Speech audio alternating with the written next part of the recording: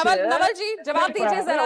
ये सवाल तो आप ही के नेता उठा रहे थे ना कि विधानसभा से सदस्यता रद्द करवाइए फिर तेज प्रताप की। जवाब सुन लिया आपने? इतना साहसिक कदम पार्टी और परिवार से निकालना, इतना सख्त कदम उठा चुकी है पार्टी ऑलरेडी।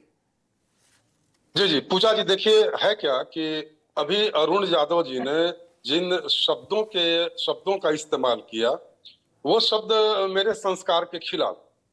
दूसरी बात यह है कि मैं किसी भी नेता के या व्यक्ति के निजी जीवन में कोई भी उसके संबंध में बातचीत करना या विमर्श करना मुझे पसंद नहीं है। लेकिन दूसरी बात यह है कि सार्वजनिक जीवन की जो बंदिशें होती है वो बड़ी कड़ी होती है। तेज प्रताप यादव जी एक सामान्य व्यक्ति नहीं है बल्कि बिहार के प्रमुख नेता हैं। तो ऐसे में निजी और सार्वजनिक जीवन के बीच की जो विभाजन रेखा है उसे तेज प्रताप यादव जी ने खुद तोड़ दिया है और लालू जी ने एक्स पर पोस्ट कर इसे एक सामाजिक मुद्दा बना दिया है। तो जाहिर सी बात है कि हमारी प्रतिक्रिया बन ही जाती है। तो देखिए हमारी सीधी सी यह सोच है कि लालू यादव जी ने जो कार्रवाई की इसके दो पहलू हैं। पहला पहलू यह है कि आपकी कार्रवाई में ईमानदारी नहीं झलकती है। मैं तेज प्रताप जी के व्यक्तिगत जीवन पर कोई टिप्पणी करना पसंद नहीं करूंगा। मैं केवल राजनीतिक जवाब दे रहा हूं कि लालू जी ने जो कार्रवाई की उसमें ईमानदारी का सर्वथा अभाव है, जिसकी बात हमारी पार्टी कर रही है। अगर आप कार्रवाई करने को लेकर ईमानदार और कमिटेड हैं तो आप विधानसभा अध्यक्ष को पत्र लिखकर उनके मेंबरशिप समाप्ति के लिए लिखिए। दूसरी बात यह कि अभी तक आपने अपना वसीयतनामा जारी नहीं किया है। अगर तेज प्रताप जी को आप अपनी संपत्ति से बेदखल कर देते तो माना जाता कि नैतिक मूल्यों के आप बड़े आग्रही हैं और सामाजिक न्याय के आप आग्रही हैं, जो सवाल ऐश्वर्या राय उठा रही थी। दूसरा और सबसे महत्वपूर्ण बिंदु यह है कि देखिए सीधे सीधे यह चुनावी चोंचला है।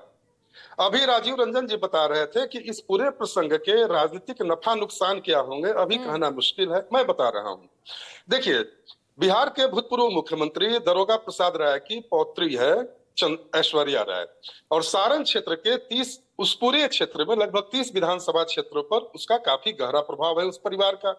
अगर उस परिवार के लोग क्षेत्र में निकल जाएंगे और इन लोगों की करतूतों का भंडाफोड़ करने लगेंगे तो जाहिर सी बात है कि जो समर्थक वर्ग है उसमें एक प्रतिक्रिया होगी ही और इसके नकारात्मक परिणाम राजनीति में देखने को मिलेंगे ही।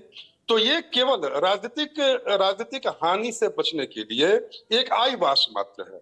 ये जनता को भ्रमित करने का एक आईवास मात्र है। कैसे है? तेज प्रताप यादव जी को चाह कर भी लालू यादव जी बेदखल नहीं कर सकते। कैसे नहीं कर सकते? पहली बात ये, तो आप क्या कहना चाह रहे हैं, उनकी वापसी होगी? सुनिए ना, अभी लैंड फॉर जॉब का केस चल रहा है, उसमें तेज प्रताप यादव जी भी आरोपी है। अगर तेज प्रताप यादव उसमें सरकारी गवाह बन गए तब क्या होगा, सोचिए जरा। तो तेज प्रताप यादव तो संभावना मुझे एक और भी लग रही है, वहां पार्टी से निकाल दिया है, यहाँ आपके साथ आपकी पार्टी में शामिल हो गए तो आपके साथ नहीं तो बीजेपी के साथ चले गए, फिर संभावना तो ये भी है। यह तेज प्रताप यादव जी का अपना निजी फैसला होगा, वो जो भी फैसला लेंगे वह उनका अपना होगा। मेरा कंसर्न यह है कि यदि आप सामाजिक मूल्यों, सामाजिक न्याय और नैतिकता को लेकर इतने आग्रही हैं तो छोटा प्रसंग मैं बता दे रहा हूं।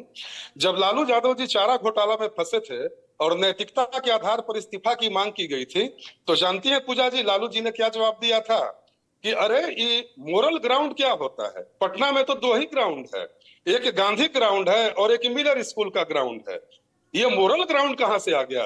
लालू जी हंसी में ये जवाब दिए थे। जेल में जाने के बाद भी, तमाम घोटालों में नाम आने के बाद भी उनकी पार्टी इस वक्त बिहार की सबसे बड़ी पार्टी है, ये तो मानते हैं आप?